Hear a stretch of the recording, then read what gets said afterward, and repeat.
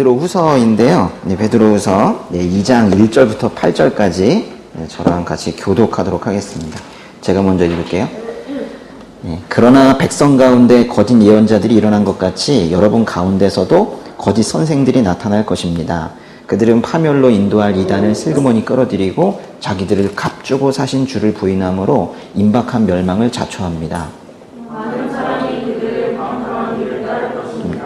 그래서 그들 때문에 진리의 도가 모독을 당하게 될 것입니다.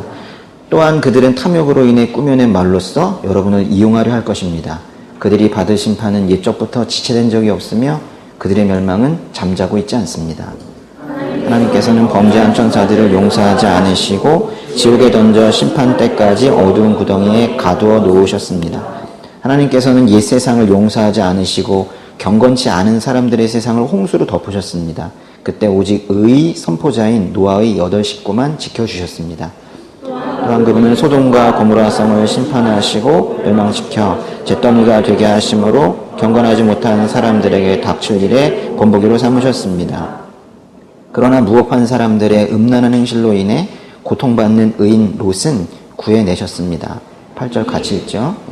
이인은 그들과 함께 살면서 날마다 무업한 사람들의 행실을 보고 들음으로 그의 의로운 영혼의 상처를 입었습니다. 아멘.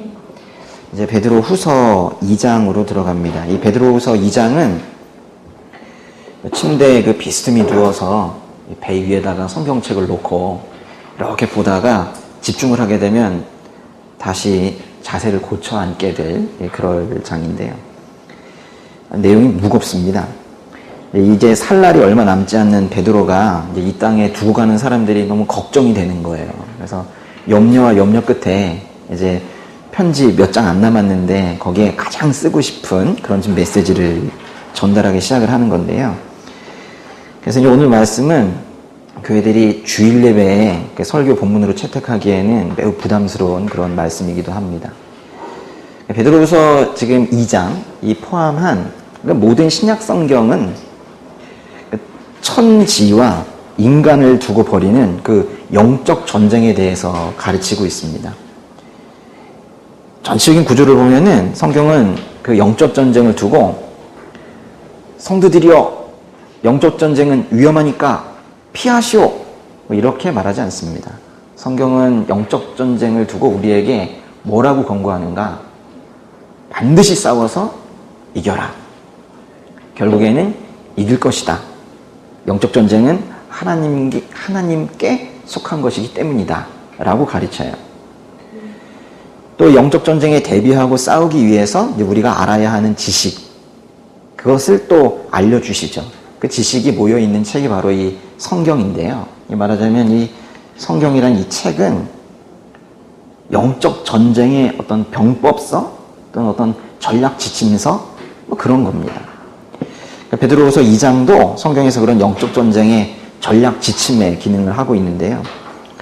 2장 첫 부분부터 어떤 그런 영적 전쟁, 어떤 그런 부분보다도 그 악한 영들이 교회 안에 거짓 예언자와 거짓 선생의 모습으로 들어온다라는 걸 지금 가르쳐주고 있는 거예요. 1절 한번 읽어볼까요?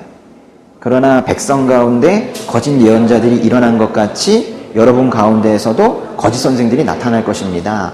그들은 파멸로 인도할 이단을 슬그머니 끌어들이고 자기들을 값주고 사신 주를 부인함으로 임박한 멸망을 자초합니다. 백성 가운데 거짓 예언자들이 일어난 것 같이, 즉 구약시대에 그렇게 거짓 예언자들이 많이 있었다면 신약시대에도 여전히 거짓 예언자와 거짓 선생들이 많이 나타날 거라는 거예요. 이단들도 많아질 거라는 거예요. 아첨하는 설교자들도 많아질 거라는 거예요. 놀라지 말라는 거예요. 당연히 있을 거라는 겁니다. 그러면 지금도 우리 안에, 즉 교회 안에 거짓 가르침을 전파하는 거짓 선생들, 거짓 설교자들이 있습니까? 교회 안에? 그런 거짓 가르침을 들어보셨어요? 저한테 배우고 있진 않죠? 인류의 타락 이후에 세상에는 항상 진리를 해치고 왜곡하고 하는 그 거짓말들이 늘 있어 왔고 지금도 있고 앞으로도 그럴 겁니다. 그래서 이제 우리가 분별력을 가져야 되는데요.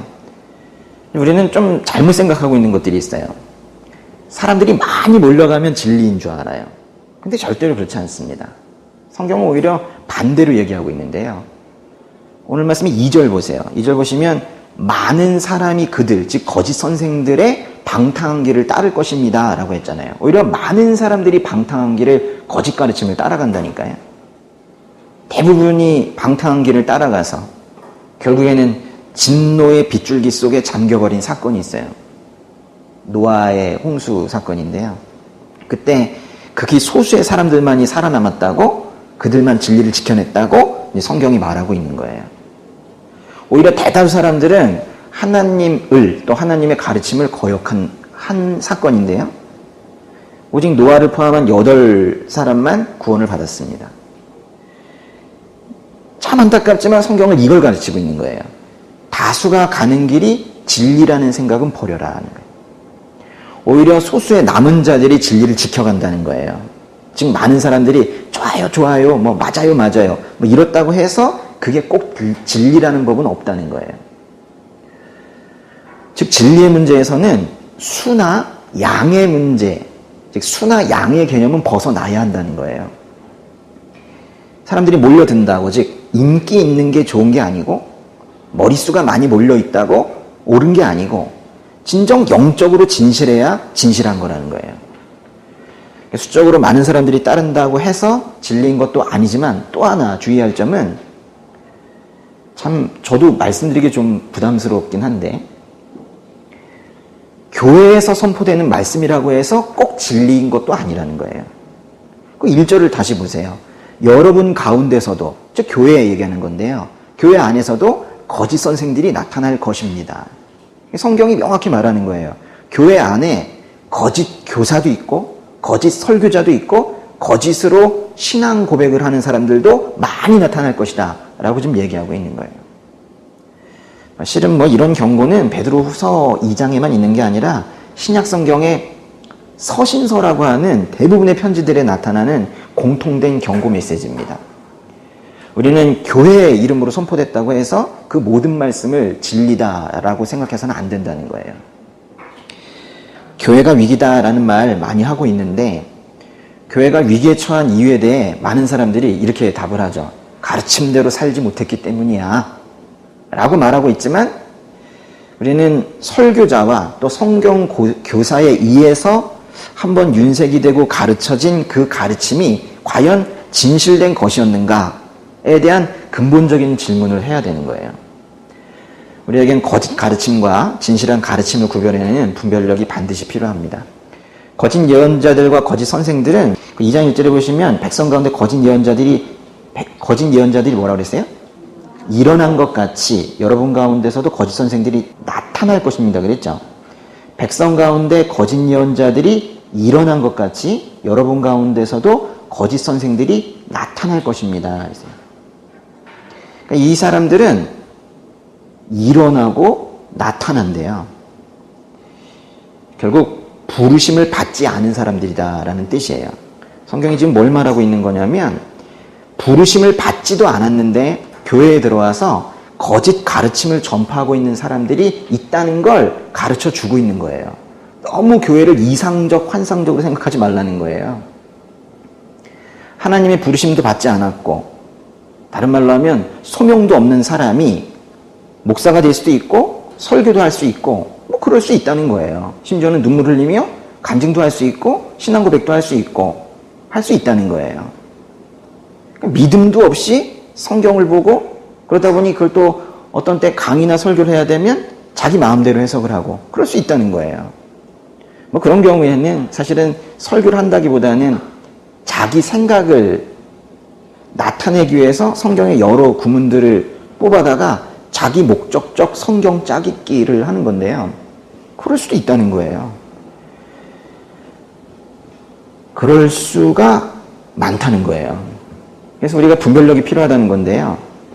근데 문제는 그런 경우에도 성도들은 그것이 성경적 진리에 부합하는 설교인지 아닌지 구분을 하지 못한다는 거예요. 왜 구분을 못할까요? 말하는 사람도 모르고 듣는 사람도 모르고 모르니까요. 뭐가 성경에서 말하는 건지 모르니까 또 교회라는 강단에서 마이크를 대고 누군가 설교를 하면 그냥 받아들이는 거예요. 제가 여기에서 목회를 시작을 하면서 충격을 받았던 거는요. 어떤 부분이 충격이었는가. 일단은 거의 모든 것이 충격이었고요. 네, 모든 분들이 다 충격이었고요. 그 중에서도 제일 충격은 뭐 모태 신앙이든 아니든 또 몇 년을 믿었든 상관없이 누구나 할 것 없이 성경이 말하고 있는 복음이 무엇인지 제대로 아는 사람이 없더라는 거예요. 특별히 자기의 믿음, 자기가 받은 복음을 언어로 표현할 수 있는 사람이 거의 없더라는 거예요. 믿고 안 믿고의 단계에 가기도 전에 그러니까 무엇을 믿어야 하는지를 대부분 모르더라는 거예요. 그럼 여러분도 저한테 물을 수 있겠죠. 그럼 당신은 잘 아느냐? 저도 그렇지 않습니다. 그래서 열심히 공부하고 있는 거예요. 가르쳐드리고 싶어서요. 사람에게는 지정의라는 단계가 있어요. 지, 정, 의. 이 세 가지 요소가 있거든요. 이거는 기독교 신앙에서만 다루는 문제가 아니고 일반적으로 다 말하는 개념입니다. 이 지는 이 알지자 있죠? 이 지. 그리고 이 정자는 이렇게 쓰나요? 정. 말고 이렇게 쓰는 거예요. 이렇게. 지정의. 이 세 가지 요소가 있는데, 뭐 지성 얘기하는 게 지성, 그리고 이거는 정, 뭐 감성, 감정, 느끼는 거, 이거는 의지예요. 지성, 감성, 의지. 사람은 누구나 다 이 세 가지를 가지고 있어요. 알고, 느끼고, 의지가 발동해서 그 다음에 행동하고 합니다. 그러니까 하나님이 어떤 분이신지, 예수님께서 이 땅에 무엇을 위해 오셨는지, 예수님의 직분은 무엇인지, 왕이신지, 제사장이신지, 예언자이신지, 또 구원은 무엇인지, 영광은 무엇인지, 감사라는 건 무엇인지, 이런 것들에 대한 어떤 지적인 요소를 우리 안에 채우는 게 지입니다. 그러니까 여기에는 설교를 듣는 것을 포함해서 어떤 성경 지식, 또 교리에 대한 공부, 이런 것들이 다 여기에 포함이 되는 거예요. 그리고 또 이제 마음으로 느끼기도 하죠. 하나님의 뜨거운 사랑과 이 땅을 향한 긍휼함, 얼마나 불쌍하게 여기시는지, 이런 것들을 단 못 느껴도 우리가 일부이나마 인간이 우리가 이제 공감을 하는 것, 그런 것 단계가 이제 정의고요. 그러다 보면 이제 믿음 없는 자들을 전도하고 싶고, 믿음이 약한 자들은 양육해서 키워주고 싶고, 예수님의 몸 대신 이 교회를 위해 내 한 몸 헌신하고 싶고, 뭐 그렇게 되는 겁니다. 그러면 이제 의지의 단계까지 가게 되는 거죠. 믿음 생활할 때 이 지정의가 균형 있게 이제 발동을 해야 되는데, 이제 문제는 한국인들이에요. 한국인들은 이 중에서 뭐가 제일 강할까요? 네? 맞아요. 정이 강해. 이게 엄청 강해, 이게. 유달리 강해요. 그래서 잘 몰라도, 즉 구체적인 지식이 없어도 옳다. 뭐가 옳은지 잘 모르는데 옳다. 그럼 막 의까지 발동을 해가지고, 이건 없어요. 이거 없고 그냥 바로 이래가지고 행동 이렇게 가는 거예요. 행동. 여기 대부분 그러세요. 여기 나오는 게 옳으니까 오셨어요. 근데 뭐 특별히 뭐가 옳은지 그건 잘 몰라요. 주일성수 뭐 이거 말고는 없는 거예요. 그리고 뭐 구제를 하더라도 이게 옳다는 거예요. 이게 왜 그렇게 해야 되는지에 대해서 제대로 모르고 아주 뜨거운 마음과 행동 뭐 그거밖에 없어요. 그러다 보니까는 요즘에는 이제 우리나라 설교가 좀 많이 바뀌긴 했지만은 아직도 그래서 이거 얘기하면 싫어해요. 그리고 이거 있죠. 감성적인 설교 있죠. 눈물이 좀 나줘야 되는데 그런 설교만 많아요. 근데 설교가 꼭 그럴 필요는 없거든요. 그러다 보니까 우리나라는 이 교리 설교 있죠.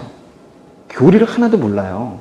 그래가지고 어떤 분이 감리교회에 계시다가 장로교로 가시고 뭐 이렇게 뭐 옮겨가는 게 아무런 부담이 없어요. 어차피 모르니까요.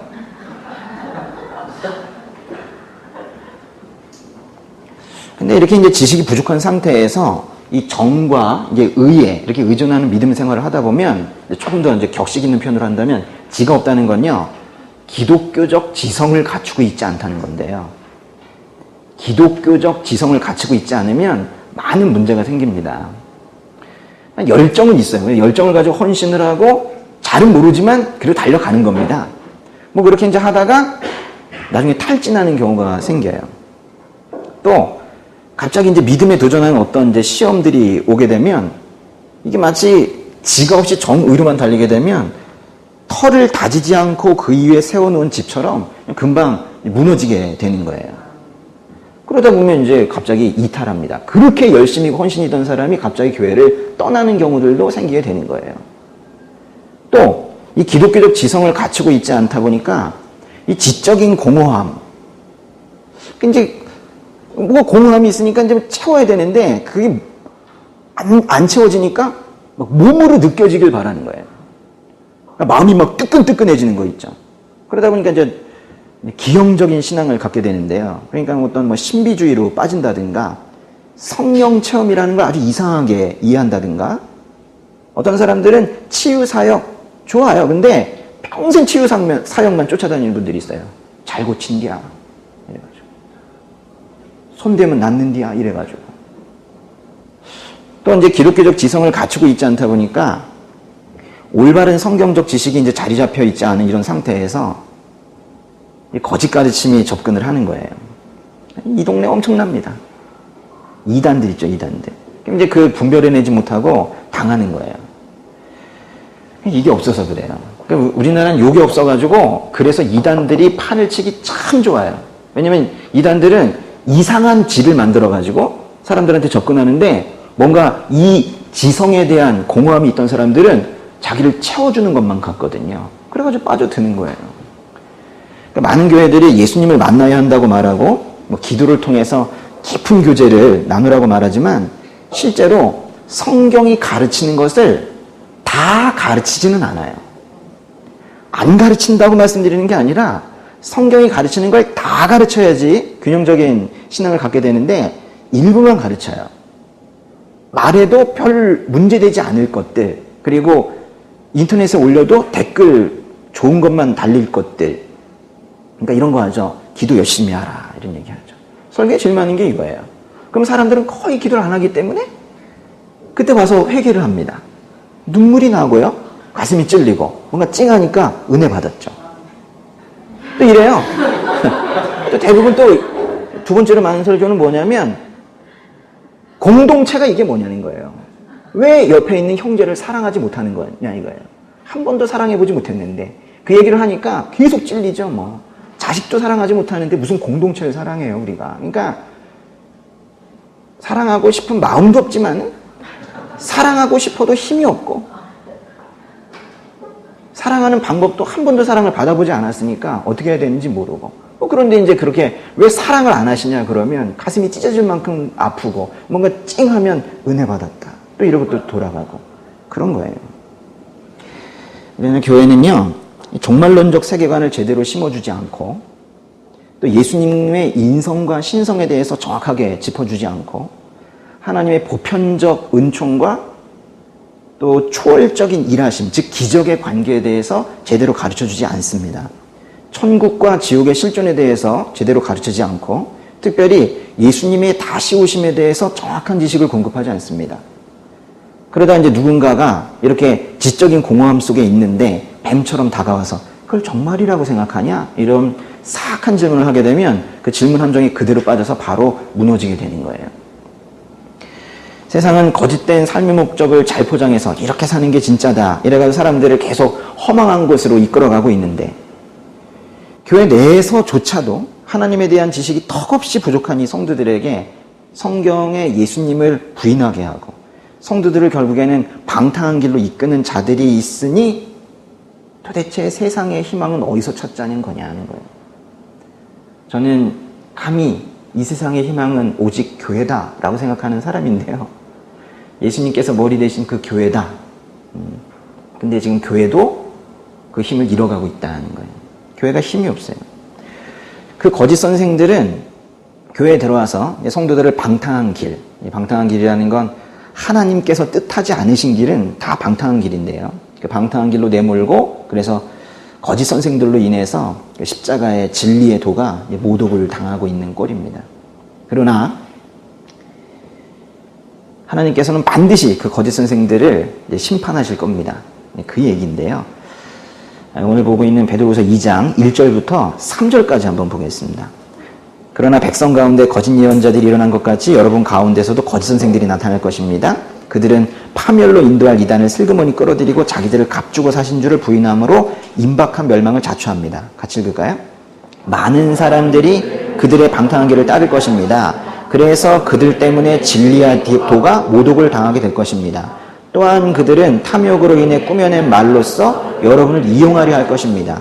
그들이 받을 심판은 옛적부터 지체된 적이 없으며 그들의 멸망은 잠자고 있지 않습니다. 특히 3절의 표현을 보세요. 거기 탐욕으로 인해 꾸며낸 말이라는 거 있죠. 탐욕이 뭘까요?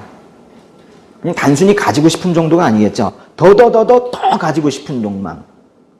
너무 과도하게 가지고 싶은 욕망. 그게 탐욕인데 이 거짓 교사와 거짓 설교자들이 더 가지고 싶은 그것, 그 탐욕으로 인해서 가지고 싶은 그것이 만약 돈이거나 명예이거나 인기이거나 또는 잘한다는 인정이거나 그거 얻고 싶어서 사람들의 입맛에 맞는 그런 설교만 하고 있다면 그건 교회로서는 나쁜 상황이에요. 근데 만약에 거짓 선생들이 가지고 싶은 그것이, 취하고 싶은 그것이 만약 성도들의 영혼이었다면 그거는 매우 나쁜 상황이 되는 거예요. 그 취하고 싶은 영혼이 취하고 싶은 그것이 영혼인, 그래서 영혼을 취하여 바른 길로 가지 못하게 하는 그런 집단들을 우리가 이단이라고 하는 건데, 사실은 그 전 단계 그 성도들을 이용하여 많이 모이게 해서 결국 돈을 취하거나 또는 세상에서 누려보지 못한 어떤 인기를 한번 구가해 보려는 이런 리더들이 있다면 그거는 아주 심각한 상황이라는 거예요. 이거는 이제 교회 안에 들어와 있는 이단뿐만이 아니라 감언이설, 좋은 말들 이런 걸로 적절히 위로만 하고 결국에는 복음을 전하지 않는 설교자들을 지금 말하고 있는 거예요. 성경을 보면은 구약 성경 쭉 보세요. 거짓 예언자들이 종종 나오는데요. 거짓 예언자들은 처음부터 끝까지 언제나 항상 위로를 합니다. 위로만 해요. 그러니까 성도들을 비난하지 않고 결코 기분 나쁘게 만들지 않습니다. 그저 하나님의 걸작품이다 이렇게 말하죠. 죄인이라고 말하지 않습니다. 구원됐으니까 다 괜찮아졌다 뭐 이렇게 말합니다. 그런 아첨꾼 설교자들은 그 성도들에게 자기의 속에 있는 죄를 미워하라 이렇게 가르치지 않습니다. 그저 어지간한 상황에만 있고 뭐 교회에 꼬박꼬박 나오기만 하면 참 귀하다 뭐 이렇게 말해줍니다. 이런 거를 3절에서 모두 합쳐서 탐욕으로 인해 꾸며낸 말이라고 한 거예요. 더욱 심각한 상황이 있습니다. 저는 이전에 매우 유명한 설교자의 설교를 한 분 거를 몇 개월 동안 들은 적이 있었어요. 그때 그분이 구약성경의 사무엘 상과 사무엘 하 설교를 했었는데요. 뭔가 이 다윗 왕가의 이야기를 하는 듯 하다가 결국 이제 어떤 파괴된 가정, 망가진 가정의 이야기로 가서는 남편과 아내 이야기, 또 부모와 자녀 이야기, 뭐 이런 이야기들을 계속해요. 그래서 가정의 회복을 이야기하고 그러면서 몇 개월이 지나갔는데 들을 땐 좋았어요. 근데 몇 개월 지나고 났는데 보니까 설교에 예수님이 한 번도 등장하지 않는 거예요. 설교공단에서 설교자들이 대놓고 나는 예수님이 싫다 이렇게 말할 강심장은 없는데요. 그런데 그렇게 말하진 않는다 하더라도 예수님을 언급조차 하지 않으면서 수개월이 지나는, 그래서 죄인들이 하나님의 진노를 피하기 위해서는 반드시 예수님의 십자가 죽음이 필요하다는 그 복음의 진리가 성도들 마음속에서 점점 옅어져 가게 하는 것, 좀 다른 말로 하면 복음을 희미하게 만들어 버리는 것, 이런 것을 1절 끝에서 자기들을 값주고 사신 줄을 부인한다고 한 거예요. 복음을 희미하게 만드는 것, 그거를 자기들을 값주고 사신 줄을 부인한다고 한 거예요. 각자의 신앙에서, 설교에서, 또 교회에서 예수 그리스도가 중심이 되지 않는다면 그거는 자기들을 값주고 사신 줄을 부인하는 것입니다. 요즘엔 뭐 그리 특별한 성경 공부가 많은지요. 참 별별 주제로 성경 공부를 합니다. 성경 공부 그냥 성경 공부여야지, 응? 예수님 공부여야 되는데, 어떤 분은 요새 구약 성경의 그 식품들, 또 의약품들, 뭐 그런 것들 모아가지고 뭐 그런 걸 또 강의하는 분도 계세요. 어떤 분들은 또 예루살렘을 회복해야 된다고 하면서 회복이 돼야죠. 그런데 그렇게 모여가지고는 무슨 성전을 다시 지어야 한다고 하면서 이미 오셔서 우리를 위해 십자가를 지신 그 예수님에 대해서는 한마디도 하지 않고 오직 다시 오실 예수님만 이야기하는 사람들도 있어요. 어찌 보면 맞는 것 같은데 상당한 부분을 놓치고 있는 거죠. 십자가에서 죽으시고 부활하신 예수님이 없으시면 다시 오실 예수님도 없는 겁니다. 그분이 다시 오시는 거거든요. 지금 제가 뭐 이런저런 예시를 들었는데 이런 것들이 지금 주변에서 일어나고 있는 일들입니다. 주의하시라고요. 제발 기독교적 이 지성을 갖추고 제대로 하셔서 바로 서시고 또 자녀들에게도 바로 가르쳐 주시고 하셨으면 좋겠어요. 교회 갔다, 예배에 참석했다, 이제 이런 정도의 말로는 충분하지 않은 시대가 되었어요. 오늘 우리는 하나님께서 이 베드로를 통해 가르쳐 주시는 오늘날 교회에 관련된 매우 중요한 진리에 대해 귀를 기울여야 됩니다. 베드로후서 2장은 말하자면 오늘날 교회가 세상을 마주대했을 때 생명력이 없고 활력이 부족한 이유가 무엇인가에 대한 답이기도 한데요. 세상 가치관이 너무 강해서 사람들 전도가 안 된다라고 불평하는 사람들이 있습니다.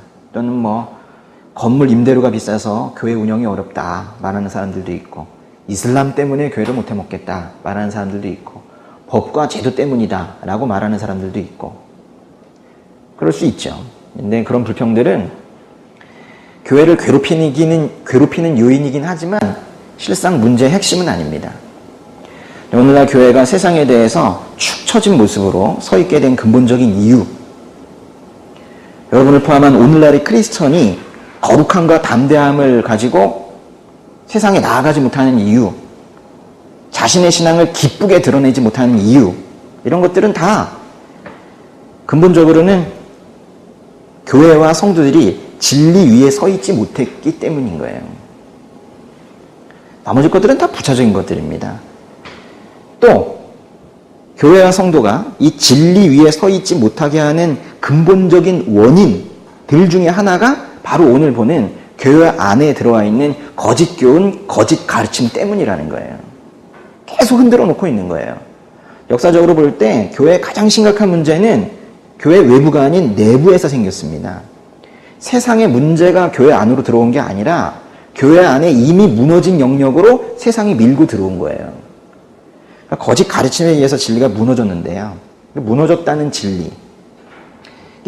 진리가 무너졌다고 할 때 이게 사라졌다는 뜻은 아닐 거예요. 진리가 어떻게 사라집니까? 진리는 사라지지 않습니다. 하나님과 하나님의 가르침을 성경에서는 진리라고 얘기하고 있거든요. 근데 어떻게 하나님과 하나님의 가르침이 사라지겠어요? 시편을 보면 시편을 쓴 시편 기자들이 노래한 것처럼 하나님이 바로 진리의 하나님이시고 하나님께서 우리를 구원하시는 것도 진리로 구원을 하신다고 노래해요. 하나님께서 우리를 일상에서 보호하실 때에도 진리로 보호하신다라고 노래해요. 우리를 핍박하는 원수들을 우리들에게서 멀리 끊어내실 때에도 진리로 끊어내신다라고 노래합니다. 하나님은 심판하실 때에도 진리로 심판하신다고 하고, 그래서 우리가 따를 것이 또 진리이고 우리가 찬양할 것이 주의 진리이며 우리는 주의 진리 안에서 다녀야 한다고 시편의 여기저기에서 노래하고 있어요. 그리고 이제 시편이 또 이렇게 말합니다. 진리는 영원히 지속될 것이다. 진리는 영원하다 하는 거예요. 그러니까 하나님이 진리이시고 하나님의 가르침이 진리이고 또 그 진리는 영원한 건데, 만약 교회가 거짓 가르침에 속아서 진리 위에 서 있지 않다면, 아니 진리는 영원한데 진리 위에 서 있지 않다면 진리가 어디 다른 데 가 있는 거네요. 말하자면 교회가 진리를 버렸다는 거예요. 진리를 버렸다는 것은 결국 진리이신 하나님과 하나님의 참된 가르침을 버렸다는 건데요. 하나님을 버리면 어떻게 되는 겁니까? 이 대답은 매우 중요합니다. 이건 어떤 뭐 논리적 추론에 의한 게 아니라 성경에 기록된 역사적 사실에 기반한 답이기 때문에 매우 중요해요. 그러니까 베드로가 오늘 이 질문에 대한 답, 말하자면 하나님을 버리면 어떻게 되는가? 그 결과가 무엇인가? 에 대한 답으로 제시한 것이 노아의 홍수 심판과 소돔과 고모라 성에 대한 심판인데요. 그 다음에 나오는 5절, 6절, 7절입니다. 좀 길지만 같이 읽어보겠습니다. 하나님께서는 옛 세상을 용서하지 않으시고 경건치 않은 사람들의 세상을 홍수로 덮으셨습니다. 그때 오직 의의 선포자인 노아의 8 식구만 지켜주셨습니다. 또한 그분은 소돔과 고모라 성을 심판하시고 멸망시켜 잿더미가 되게 하심으로 경건하지 못한 사람들에게 닥칠 일의 본보기로 삼으셨습니다. 여기까지만 읽을게요. 네. 마태복음의 표현대로 한다면 그 노아의 홍수, 전 지구적인 홍수 심판이 일어나기 전에 사람들은 노아가 방주에 들어가던 그날까지도 먹고 마시고 장가가고 시집가고 하다가 홍수에 쓸려갔다라고 표현해요. 그러니 뭐 일상생활을 열심히 하다가 쓸려갔다라는 걸 말하는 건 아닐 겁니다. 바로 하나님을 버리고 살다가 그 불경건한 자들이 심판을 받았다는 뜻인데요. 동성애나 학문성교 이런 거를 뜻하는 영어 단어 사돔이라는 표현이 있죠. 사돔이, 그죠? 소돔이. 이 표현이 그 소돔이라는 도시에서 유래한 단어라는 건 아마 알고 있을 겁니다. 육체의 욕망을 따라 살고 하나님의 가르침은 버린 그 소돔과 고모라는 결국 그 앞에 창세기 18장과 19장을 보면 결국 심판을 받습니다. 하늘로부터 불과 유황이 소돔과 고모라 성에 비처럼 쏘아 부어집니다. 그 당시에는 이 소돔과 고모라 성이 상당히 번성했었어요. 그런데 그 불과 유황이 불의 심판이 소돔과 고모라에 내려진 이후에 4,000년 전 얘기인데요. 그 이후로 거기에는 마을이 생기지 못했고 지금까지도 그 도시의 흔적은 좀 남아있지만은 아직도 그냥 황폐한 그대로 남아있습니다. 하나님의 가르침을 버렸기 때문에 심판을 받은 거예요. 그럼 지금은 어떠냐 하는 거예요. 모든 세대에서 그랬듯이 세상은 하나님을 이미 버렸습니다. 사람들은 하나님을 예배하지 않습니다. 성경을 배우고 성경의 가르침에 따라 사는 삶을 스톱했어요. 예수 그리스도의 복음을 헌신짝처럼 내버렸습니다. 노아의 때와 이 소돔 고모라의 때는 그 당시로는 경제적으로는 뭐 살만했던 것 같아요. 그만큼 또 흥청망청했습니다. 오늘날 먹고 살만하고 법과 제도와 시스템으로 겉으로는 그럴듯하게 어떤 견고한 안정적인 삶을 미라고 보이는 듯 해도 결국 이런 세상이 하나님을 버린다면 또 하나님의 가르침을 모르거나 또는 알려줬는데도 잊어버린다면 노아의 때와 소돔과 고모라의 성처럼 될 거예요. 반드시 심판을 받을 겁니다. 그래도 남은 자들이 있을 거예요. 남은 자들이 있어서 그들이 교회라는 이름으로 모이고 하나님의 나라를 위해서 울며 기도하고 나아가고 하나님과 하나님의 가르침, 즉 진리를 꼭 붙들어서 제대로 서 있다면 하나님은 그 몇 명의 의인으로 인해서 이 땅에 대한 심판을 무한정 연기할지도 모릅니다.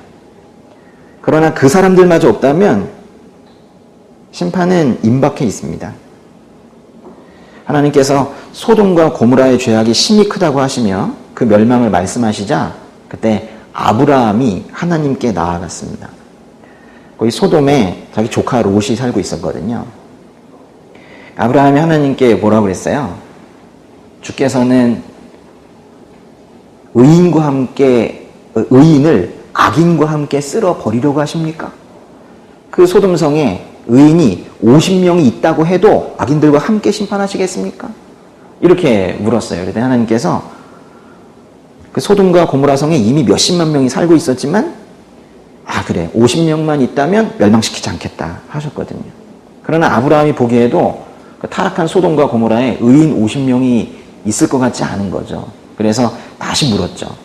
의인 45명을 찾으시면 어떻게 하시겠습니까? 그랬더니 하나님께서 뭐 괜찮다. 그랬더니 40명은요, 30명은요, 20명은요, 10명은요. 의인이 10명만 있어도 심판하시겠습니까? 했더니 하나님께서 내가 그 10명을 위해서 멸망시키지 않겠다 하셨죠. 근데 소돔과 고모라는 결국 어떻게 됐어요? 하늘에서 쏟아진 그 유황과 불이 그 성들과 온들판과 그 성에 살았던 모든 사람들과 그 땅의 모든 식물들을 뒤엎어 버렸습니다. 누가 살아남았어요? 전지구적인 홍수 심판 때에는, 즉 물의 심판 때에는 노아와 그의 가족들, 즉 극소수의 사람들만 살았던 것처럼 소돔과 고모라의 불의 심판이 내려졌을 때 롯과 그의 두 딸만 살아남았습니다. 롯은 아브라함의 조카인데요. 롯은 아버지가 일찍 돌아가셨어요. 그래서 이제 그 삼촌이었던 아브라함을 따라 나섰죠. 고향을 떠나가지고 살았는데, 그러니까 이제 아브라함 입장에서는 아마 롯이 자식 같았을 거예요. 그래서 롯이 있는 그 도시가 심판을 받을 것이라는 그 하나님의 천사들을 통한 메시지를 듣고는 중보 기도를 한 거예요. 그래서 마침내 롯이 그 성에서 빠져나와서 이제 살 수 있었습니다. 오늘 말씀 베드로후서 2장 7절과 8절 보시면은, 그러나 무업한 사람들의 음란한 행실로 인해 고통받는 의인 롯은 구해내셨습니다. 이 의인은 그들과 함께 살면서 날마다 무법한 사람들의 행실을 보고 들음으로 그의 의로운 영혼에 상처를 입었습니다. 라고 했는데요. 롯은 아브라함에게 배웠는지 성경에서는 그래도 의롭다 지금 칭함을 하고 있는데, 그 동네가 살다 보니까, 소돔에가 살다 보니까 그 부족하고 그 방탕한 도시의 삶 속에 있다 보니 자기도 모르게 계속 안 좋은 영향을 받았다는 거예요.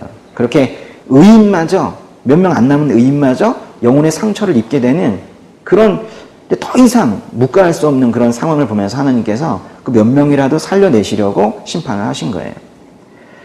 근데 이제 교회 안에 들어온 어떤 거짓 가르침, 거짓 설교들, 뭐 이런 것들에 대해서 경고를 하던 베드로가 갑자기 이 구약 성경에 나오는 두 심판의 이야기, 즉 노아와 이 소돔 고모라의 이야기를 꺼낸 진짜 이유가 뭐냐 하는 거예요.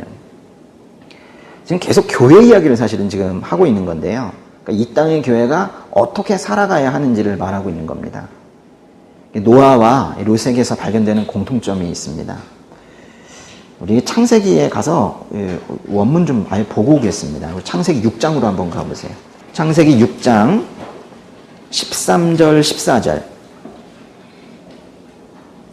하나님께서 노아에게 말씀하셨습니다. 모든 육체의 끝이 이르렀다. 그들로 인해 땅이 폭력으로 가득 찼기 때문이다. 내가 곧 그들을 세상과 함께 멸절하겠다. 너는 잣나무로 방주를 만들고 그 방주에 방들을 만들어라. 그 앞밖에 역청을 발라라. 그리고는 이제 구체적인 계획을 알려주시고 그 방주 안으로 들어가라고 명령을 하십니다. 21절에 보시면 너는 먹을 만한 모든 음식을 가져다 저장해 두어라. 이것이 너와 그들을 위한 식량이 될 것이다. 이렇게 말씀하셨더니 노아가 바로 22절 읽어보세요. 노아가 그대로 행했으니 하나님께서 그에게 명령하신 대로 행했습니다. 그 다음 장 7장 7절에 보시면 그리고 노아와 그의 아들들과 그의 아내와 그의 며느리들이 홍수를 피해 방주로 들어갔다고 합니다. 이게 노아 이야기고요. 좀 뒤로 넘겨서 창세기 19장 롯의 이야기인데요. 창세기 19장 12절 그 사람들이 롯에게 말했습니다. 이 그 사람들이라는 것은 하나님의 천사들인데 사람의 모습으로 와서 겉보기로는 사람 같아요. 그 사람들이 롯에게 말했습니다. 여기 이 성에 사위나 내 아들들이나 내 딸들이나 내게 속한 다른 사람들이 또 없느냐? 그들을 모두 이곳에서 내보내거라. 왜 그런가 했더니 13절에 우리가 이곳을 멸망시키려고 한다. 도저히 참을 수 없다는 거예요. 이들의 죄로 인해 여호와께 부르짖음이 크므로 여호와께서 이곳을 멸망시키기 위해 우리를 보내셨다. 그러자 롯이 밖으로 나가 자기 딸들과 결혼할 사위들에게 말했습니다. 어서 서둘러 이곳을 떠나야 하네. 여호와께서 이 성을 멸망시키려고 하신다네. 그러나 그의 사위들은 그 말을 우습게 여겼습니다. 그러니까 노아와 롯은요, 여기서 발견할 수 있는 우리 공통점이 뭐냐면 심판의 메시지를 들었어요.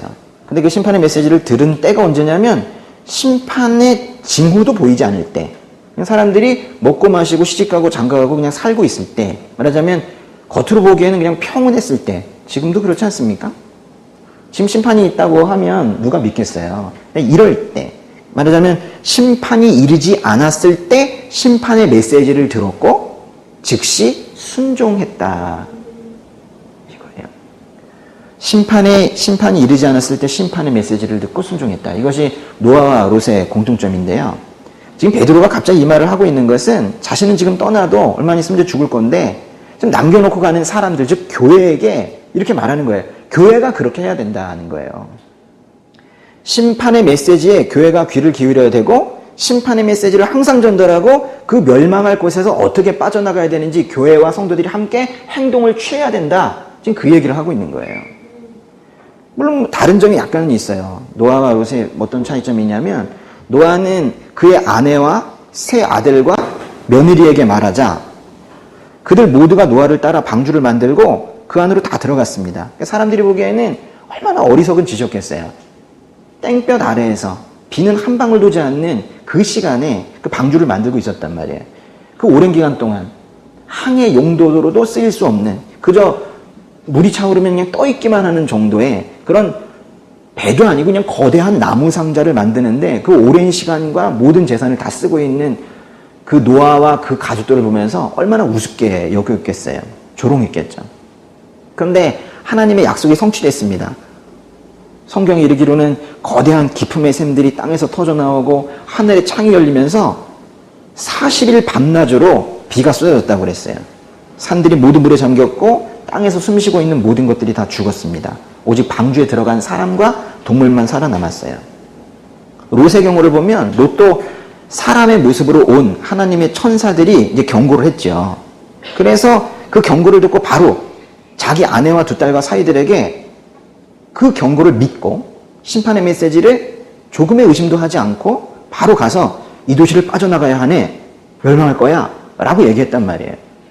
그러나 이제 이미 소돔의 생활에 익숙해져 있고 심판이 어디 있어 라고 하면서 먹고 마시자 하는 그런 문화에 찌들어 있던 그의 사위들은 장차 결혼을 하게 될 그 남자 둘은 심판의 메시지를 받아들이기를 또 거부했고 겨우 이제 그 도시를 함께 빠져나간 롯의 아내는 뒤돌아보지 말고 전력 질주해서 앞으로 뛰어가라고 했는데 그 소돔은 뒤돌아볼 곳이 아니라 그냥 빠져나가야 되는 그런 곳이라고 했는데 결국 뒤를 돌아보다가 소금 기둥으로 변해버렸습니다.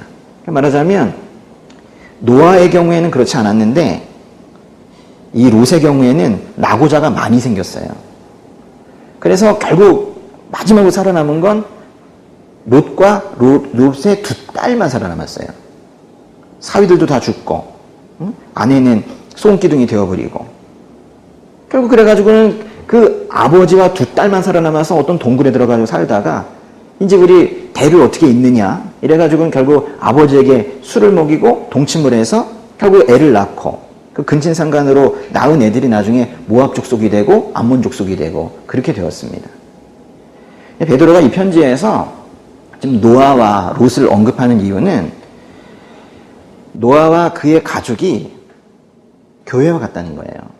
어떤 교회냐? 노아의 팀이 있죠. 노아의 그의 가족들은 의로움을 계속 유지한 그런 교회와 같다는 거예요. 또 롯과 그의 가족들도 결국 교회와 같은데 좀 달라요. 거짓 가르침으로 인해서 영혼의 상처를 많이 받은 그런 교회와 같다는 거예요. 오늘 말씀의 7절과 8절 다시 보시면 그러나 무업한 사람들의 음란한 행실로 인해 고통받는 의인 롯은 구해내셨습니다. 거기 롯이 무업한 사람들의 음란한 행실로 인해 고통받고 있다잖아요. 계속 거짓 가르침에 거짓 문화에 지금 고통받고 있는 거예요. 8절에 이 의인은 그들과 함께 살면서 날마다 무업한 사람들의 행실을 보고 들음으로 그의 의로운 영혼의 상처를 입었습니다 했잖아요. 그래서 사실 오늘 말씀에서 베드로가 더 강조하고 싶은 사람은 노아보다는 롯입니다. 롯. 세상의 음란함과 세속주의 속에서 살다 보니까 그 영혼의 상처를 크게 입은 롯은 이 시대의 세상의 음란과 세속주의 속에 살다가 결국 상처를 입은 그런 교회, 거짓 가르침에 흔들리고 있는 그런 교회를 말하는 거예요. 그런데 이제 롯은 이런 부족함에도 불구하고 그 상처 입은 영혼에도 불구하고 하나님께서 롯을 구하셨어요. 다른 무엇보다도 이런 부분을 크게 생각하셨던 것 같아요. 롯은 사실은 거기서 빠져나갈 때 좀 우물쭈물하기도 했거든요. 그렇지만 최소한 처음 하나님에게서 심판의 메시지를 들었을 때 하나님의 심판의 메시지를 그대로 믿고 또 순종한 것, 그것을 하나님께서 크게 보셨고 성경에서도 그래서 롯을 의롭다라고 한 거예요. 사실 겉으로 보기에는 상당히 우유부단한 사람이 되어 있었는데도 불구하고 심판의 메시지만큼은 의심하지 않았다. 그래서 의인이라고 지금 평가를 받고 있는 거예요. 그러니까 지금 교회가 중요하게 생각해야 되는 게 뭐냐를 말하고 있는 거예요. 교회들이 성경, 즉 기록된 하나님의 말씀에 따라서 심판을 선포하고 그 심판을 믿고 심판의 메시지를 듣는 이들이 어떻게 살아야 하는지를 매주 항상 언제나 가르쳐야 한다는 걸 지금 말하고 있는 거예요. 노아와 롯이 만약 이 땅에 와서 지금 살아서 인터뷰를 한다면 이렇게 말할 것 같아요. 노아와 롯이 둘이 이제 마이크를 앞에 대고요. 앉아서 뭐 뒤에 뭐 기자회견 뭐 이렇게 써 있겠죠. 착각착각착각죠. 예, 그들이 돌아왔다. 노아와 롯이 이렇게 얘기하는 겁니다. 우리는 하나님께서 이 땅을 심판하신다고 할 때 우리는 그대로 믿었습니다. 그리고 그 심판을 피하기 위해 하나님께서 하시라고 하는 그대로 했습니다. 비가 올지 안 올지, 하늘에서 불이 떨어질지 안 떨어질지 사실 우리는 몰랐습니다. 다만 하나님께서 주신 심판의 메시지를 너 까불면 죽어 라는 정도의 친구의 공갈이 절대 아니라는 것을 우리는 알았습니다. 그래서 순종했습니다. 이렇게 인터뷰를 하는 거예요. 그러다 이제 인터뷰를 하는 도중에 갑자기 말이 끊어지면서 이 두 사람이 고개를 숙이고는 뭐 흐느끼면서 막 우는 거예요. 그래서 뭐라고 그러냐면, 그런데 우리만 살아남았습니다. 우리만 살아서 나왔어요. 이러면서 우는 거예요. 그러니까 노아와 롯이 살아남은 건 분명히 구원이었지만은 그거는 하나님의 마음에 합한 그런 진정한 구원은 아니었다는 거예요. 만약 그게 진정한 구원의 모습이고 최종적인 완성된 구원의 모습이었다면 성경은 그 롯의 이야기 19장에서 끝나고 말았어야 돼요. 하나님께서 노아의 시대에 큰 홍수에 살아남을 그 방주의 규격이며 재질이며 이런 건 말하자면 구원의 방식을 모든 걸 잘 알려주신 것처럼 또 롯의 시대에 롯에게 그 하나님께서 보내신 그 사람의 형상으로 온 그 두 천사들을 보내주셔서 구원의 방법을 잘 알려주신 것처럼 이 시대를 사는 우리가, 이 시대의 교회가 어떻게 멸망의 심판을 면할 수 있는지를 성경은 창세기 19장 그 뒤쪽으로 계속 알려주고 계시는 거예요. 노아와 롯의 구원도 구원이지만 그건 완전한 것은 아니었다. 진정한 구원이 무엇인지 계속 얘기해 줄게 라고 하면서 창세기 20장부터 시작을 해서 출애굽기 지나서 레위기 지나서 계속 지나서 구약성경 모두 지나서 마태복음을 지나서 요한복음에 가서 요한복음 3장 16절 하나님께서 세상을 이처럼 사랑하셔서 독생자를 주셨으니 이는 그를 믿는 자마다 멸망하지 않고 영생을 얻게 하려 하심이라에 이르고 또 계시록까지 계속 이어지는 거예요. 이제 그 노아의 사건 때 있었던 그 방주는 또 롯의 시대 때 있었던 그 두 천사는 이제 더 이상 없다. 이제 그 구원의 인도자는, 그 구원자는 이제는 예수님이다 라고 가르쳐 주는 게 이게 성경인 거예요. 이제 이 구원의 메시지를 들었다면 노아와 롯이 했던 것처럼 주변에 구원받을 자들에게 우리가 이제 입으로 말을 해야 된다는 거예요. 노아와 롯의 그 당시에는 그 심판의 메시지가 노아의 그 옆에 주변에 있는 그 가족들, 롯의 가족들에게만 전달이 되고 사실 다른 이들에게 널리 전달되기가 어려웠어요. 무슨 뭐 통신수단이 있었겠습니까? 그거보다는 더 큰 것은 내주하시는 성령님이 없었어요. 말하자면 하나님께서 롯을 만나줬으면 롯만 알아요. 노아를 만나주셨으면 노아만 알아요. 하나님의 음성을 들을 수 있는 자가 극히 제한이 돼 있었단 말이에요. 그래서 그들만 구원이 되었었는데 이제는 예수님께서 죽으시고 부활하시고 승천하시면서 우리 안에 있게 하신 그 성령님으로 인해서, 좀 어려운 말로 내주하시는 성령님으로 인해서 우리가 기도를 안 해서 그러지, 기도를 한다면 하나님께서 말씀하시거든요. 심판이 무엇인지 구원이 무엇인지에 대해서 알려주시거든요. 또 그게 조금 모호하다면 또 이렇게 하나님께서 15세기 중엽부터 발달시킨 그 활자 인쇄술로, 그래서 이런 인쇄술 때문에 우리 모두가 이렇게 손에 들고 있는 이런 기록된 하나님의 말씀으로 인해서 조금 더 명확하게 우리가 심판과 구원의 메시지를 듣고 읽고 배우고 있는 거예요. 성령의 내주하심으로 예수님 믿게 된 사람들이 모인 게 바로 교회인데요. 노아의 때와 롯의 때에는 교회가 없었지만 지금은 전 세계에 성령의 내주하심을 경험하는 그 성도들이 모인 그 교회들이 전 세계에 있단 말이에요. 이제는 심판의 메시지를 누구나 이야기할 수 있고 들을 수 있게 되었는데, 오늘 말씀드리고자 하는 것은 실상이 그게 무엇이냐 하는 거예요. 교회는 이제 기록된 이 심판의 메시지를 늘 들어왔던 어떤 어른들의 잔소리 정도로 생각해서는 안 된다는 거예요. 좀 더 쉬운 말로 하면 하나님께서 심판하신다고 하셨으면 심판하신다는 거예요. 요한계시록 16장 17절 가보시면 최후의 심판 이야기인데요.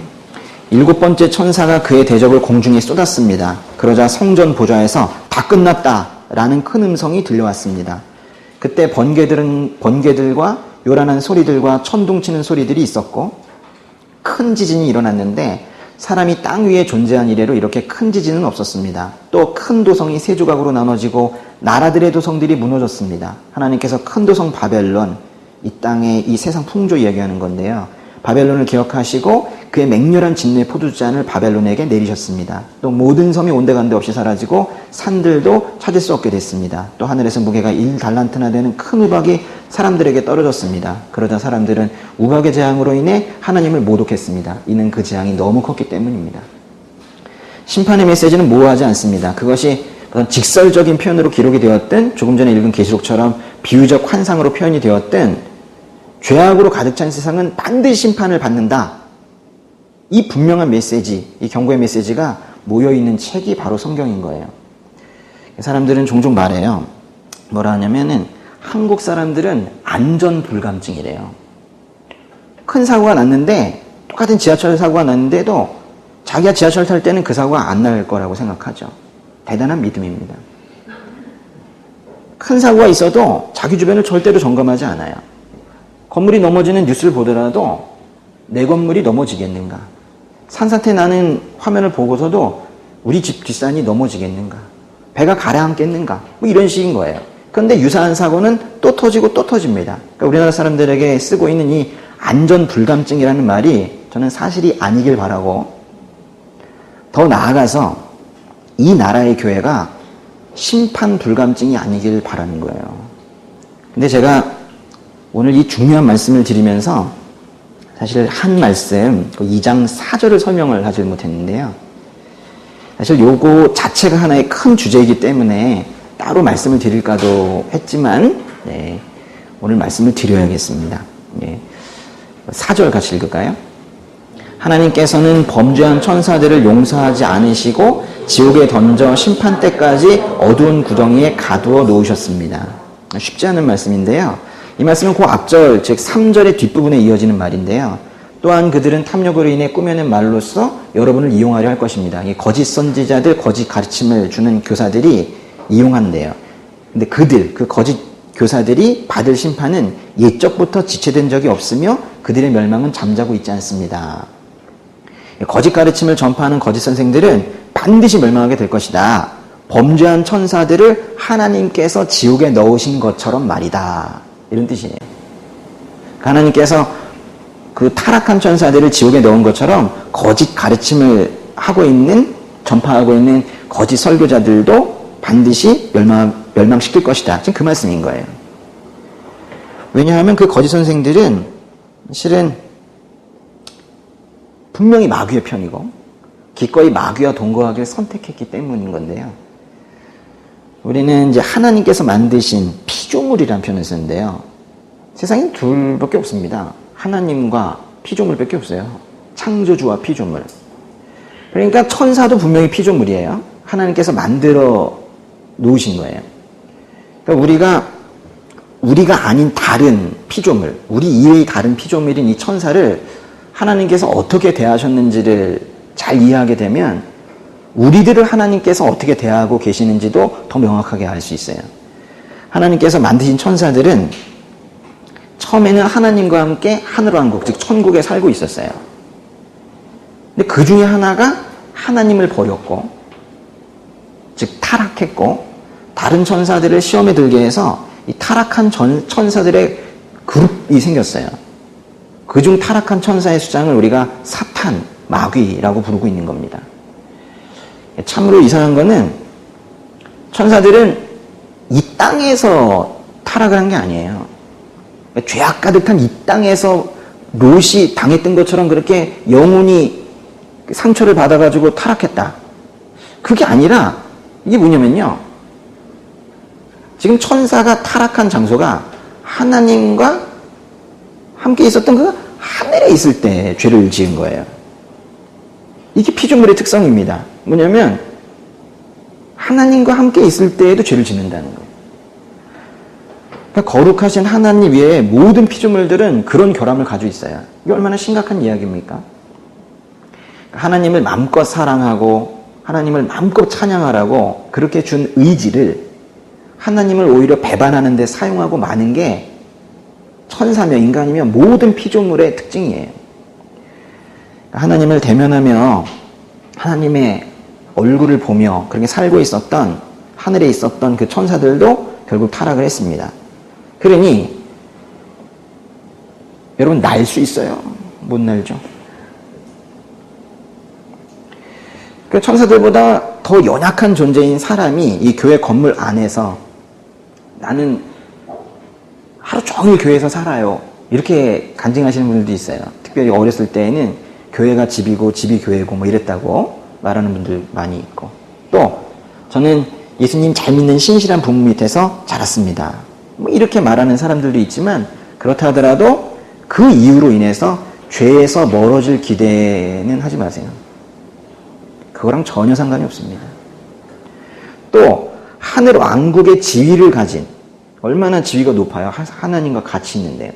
그 지위가 그렇게 높은 천사도 죄를 짓는 마당에 무슨 뭐 직분자가 되었다고 해서 교사가 되었다고 해서 목사가 되었다고 해서 죄에서 멀어지게 될 거라는 기대 자체를 하지 마시라는 거예요. 제자 훈련을 받았고 신학교육을 받았고 특별한 양육 프로그램을 수료했다고 해서 이전보다는 죄에서 멀어지겠구나 라는 기대를 했다면 큰 착각입니다. 하나님의 은혜가 없으면 우리는 언제나 넘어질 수 있어요. 그 사람의 지위나 상태와 이 죄를 지을 가능성은 전혀 연관성이 없습니다. 저는 제가 신학 공부를 시작하게 되면서 제가 더욱 경건한 사람이 되고 성령님을 근심하지 않게 하는 그야말로 예수님의 형상이 될 줄 알았어요. 신학교에서 저를 그렇게 만들어주는 줄 알았습니다. 저는 공부를 하면 할수록 저의 이게 죄된 본성을 여실히 보고 있고 성령께서 저를 보면서 근심하는 것만큼 저도 저를 보면서 근심을 해요. 나는 이제 의인이 됐다. 괜찮다. 시험을 통과했다. 이제 전도를 해야지. 자기 구원은 끝난 것 같아요. 뭐 이런 식의 근거도 없는 자기 신뢰는 타락으로 가는 지름길입니다. 예수님을 오랫동안 믿었다고 하는 분들 중에 자신은 이제 죄에서 멀어졌다고 호언장담하시는 분들이 있어요. 그런 교만은 스스로 이렇게 말하는 거랑 똑같아요. 나는 죄덩어리입니다. 라고 말하는 거랑 똑같은 거예요. 천사도 타락을 했습니다. 힘의 면에서나 능력이며 모든 면에서 천사에 못 미치는 그거보다 부족한 우리는 또 더군다나 늘 죄에 노출되어 있고 시험에 들면 언제나 죄에 빠질 수 있습니다.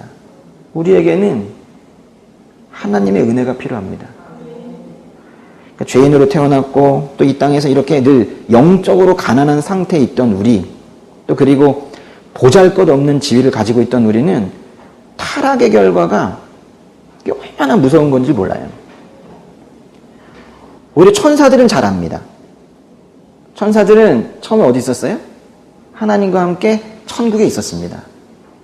하나님께서는 그 천사들이 죄를 짓자 여유 주지 않고 바로 쫓아냈습니다. 그래서 저 아래 지옥으로 던져버렸어요.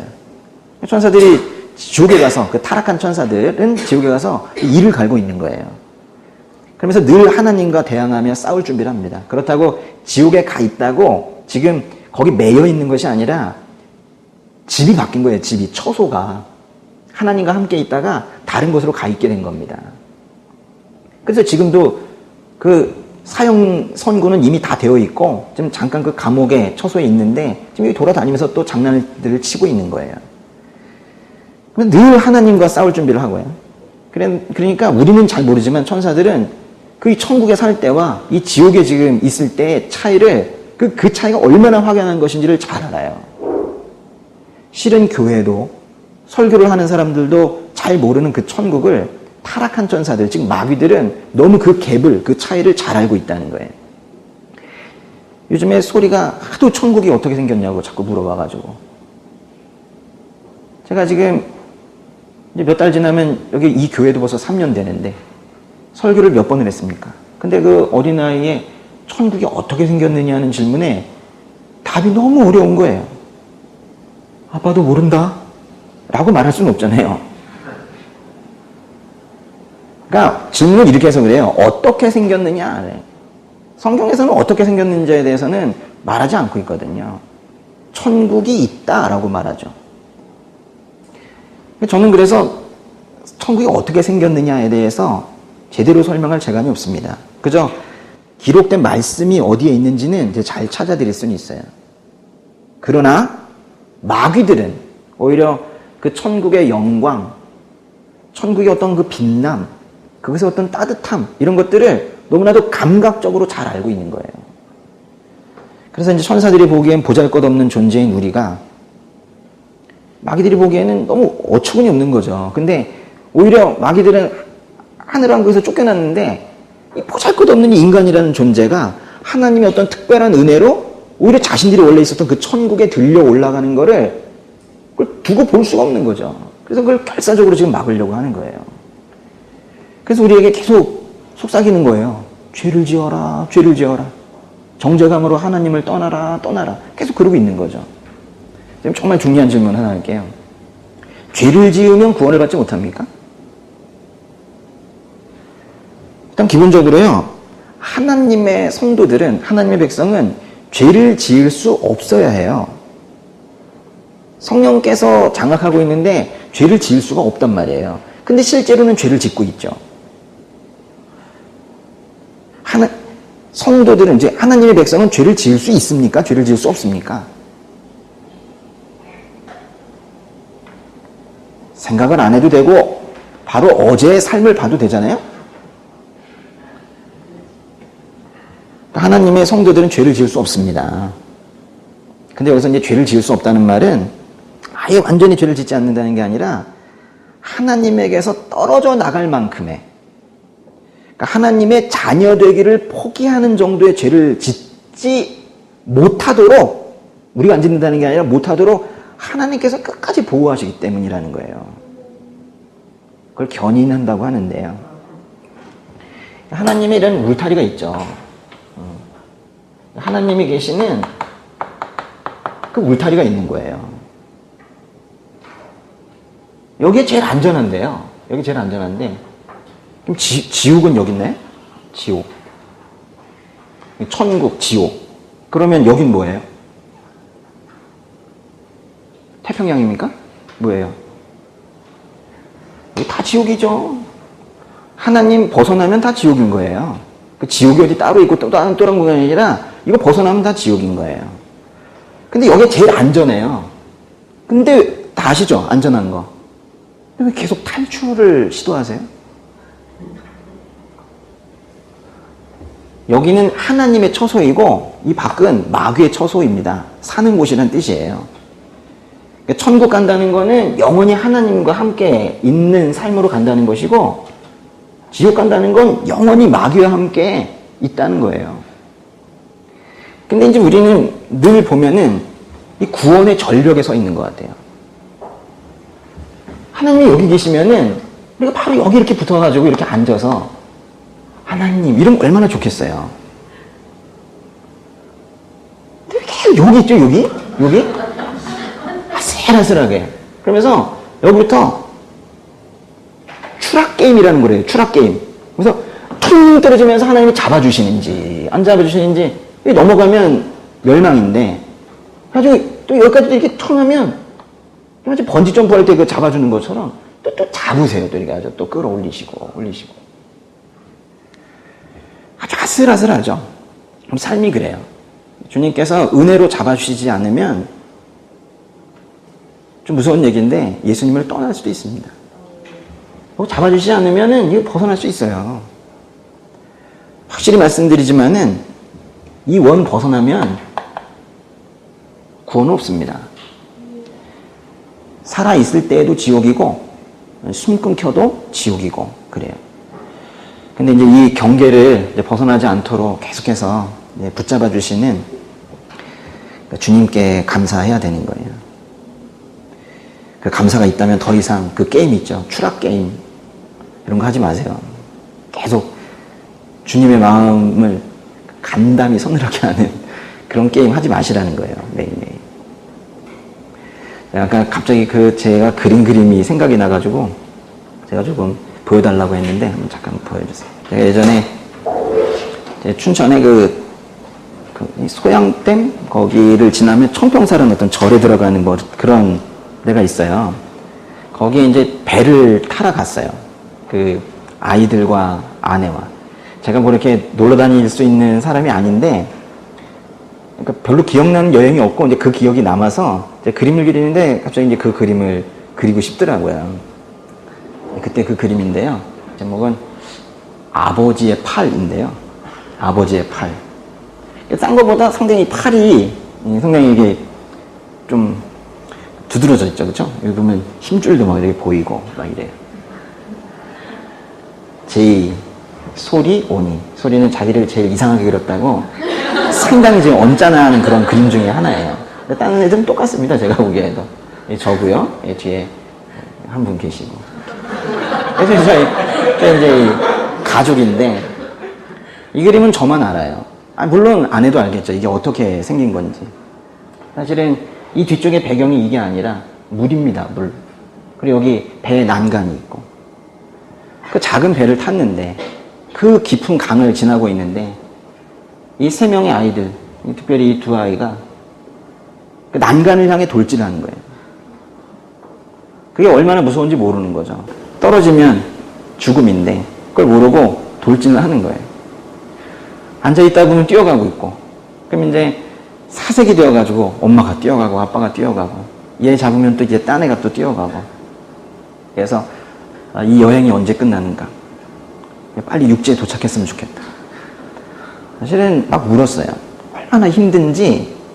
그러면서 사진을 찍자고 또 아내가 그래가지고 다른 사람한테 카메라를 맡기고 찍는데, 찍는 동안에 애들이 또 뛰어갈까봐 이 팔에 힘을 줘가지고 꽉 잡고 있는 거예요, 제가. 그런 그림입니다. 하나님께서 저희를 그렇게 잡고 계신 것 같아서 그래서 제가 그렸던 그림이에요. 이게 없으면 우린 죽는 거예요. 이게. 근데 이 아이들이야 잘 몰라서 그랬다 하지만, 근데 우리가 기독교적 지성을 제대로 갖추어서 더 이상 성령을 근심하게 하지 마시고, 또 하나님을 또 그렇게 시험하지 말고 좀 안전하게 좀 있었으면 좋겠습니다. 천사들은 날개가 있었지만은 결국 죄를 지었을 때 하나님께서 날개를 못 펴게 하셨어요. 그래서 날개가 굳은 채로 지옥에 그냥 떨어져 버렸습니다. 아무도 구해주지 않았어요. 천사들을 구할 수 있는 유일한 분이 하나님이셨는데 하나님께서 천사들을 구하지 않았습니다. 그런데 인간인 우리에게는 그나마 날개도 없어요. 우리가 추락을 시작하면 우리는 느낍니다. 우리 스스로가. 아, 내가 추락을 하고 있구나. 느껴보셨습니까? 내가 추락을 하고 있구나. 날개도 없이 그냥 떨어지고 있구나. 죄악의 자리에서 자기 알아요, 사실은. 그때 성령님께서 일하십니다. 그러니까 죄를 짓고 있는 그 순간에도 자기가 추락하고 있구나라는 걸 알아요. 그러면서 두렵죠. 나 이러다가 완전히 하나님에게서 떨어져 나가면 어떡하지? 하나님께서 얼굴을 돌리시면 어떡하지? 뭐 이런 또 생각을 하죠. 그래가지고 난 뭐 이런 인간이 다 있나 뭐 싶기도 하고, 그러면서도 죄는 또 계속 짓고 있고 하는 그런 순간에 어느 순간 밑에서 나를 이렇게 받쳐 올리는 그 손길을 느끼는 거예요. 이게 이제 우리가 신앙생활을 하면서 당황하는 이유예요. 왜 그러실까? 왜 그러실까? 그게 우리가 당황하는 이유이기도 하지만 그게 우리가 지금 살아있는 이유이기도 한 거예요. 만약 그때 그 많은 순간들에 그분의 구원의 손길이 없었다면 우리는 어떻게 됐을까요? 떨어졌겠죠. 날개 굳은 그 타락한 천사의 노예가 되어가지고 살겠죠. 우리의 지난 삶을 돌아보세요. 우리가 양심을 정지시키고 지었던 그 많은 죄들, 또 실족했던 순간들, 낙심하고 거짓말했던 그 시간들, 저의 이야기하는 겁니다. 제가 그런 어떤 경험들을 여러분에게 말씀을 드려서 여러분에게 유익이 되면 좋겠는데 사실 그렇지도 않고요. 사실 생각하고 싶지도 않습니다. 근데 제가 말씀을 드리지 않아도 아시죠? 말하지 않아도 아시잖아요.